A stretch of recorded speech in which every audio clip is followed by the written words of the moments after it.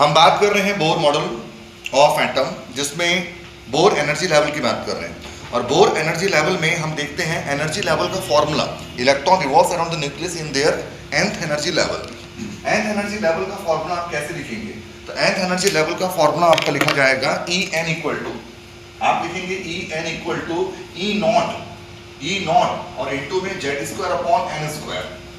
Bore radius का formula जो होता है उसमें आपका इनटू में n स्क्वायर बाय z आता है, और एनर्जी लेवल के फॉर्मूले में z square upon n square. और जो मैंने E नॉट लिखा हुआ है वो सम कांस्टेंट है, जो एस पर यूनिट क्या हो जाएगा, चेंज हो जाएगा। तो मैं तुमको डायरेक्टली E नॉट का वैल्यू बता रहा हूँ। तो E z square by n square सब में रहेगा, और E नॉट का वैल्यू अगर पूछा जाएगा इलेक्ट्रॉन वोल्ट में, क्या पूछेंगे इलेक्ट्रॉन वोल्ट में, तो E नॉट का वैल्यू कितना हो जाएगा 13.6। और कभी भी total energy of electron negative होता है।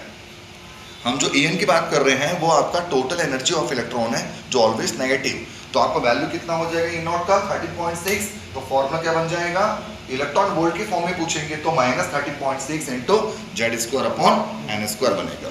अगर मैं जूल में पूछूंगा तो उसका वैल्यू E नॉट का वैल्यू 2.18, कितना 2.18 इंटू 10⁻18। तो कंप्लीट वैल्यू कितना हो जाएगा उसका वैल्यू आपका हो जाएगा -2.18 into 10⁻18 into z square upon n square. ये किस में आ गया आपका, जूल में। और किलो जूल पर मोल में पूछा जाएगा तो E नॉट का वैल्यू, E नॉट का मतलब सम कांस्टेंट है। जैसे बोर रेडियस से मैंने R नॉट क्या लिया था सम कांस्टेंट, उसका वैल्यू कितना था 0.529 एंगस्ट्रॉम में था और 52.9 पिकोमीटर में था। और ये आपका क्या है, एनर्जी लेवल में E नॉट कांस्टेंट है। किलो जूल पर मोल में E नॉट का वैल्यू कितना होगा 1312।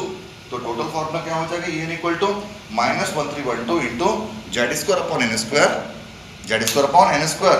किलो जूल पर मोल मतलब 1 मोल गैस के लिए स्टडी हो रहा है। ओके।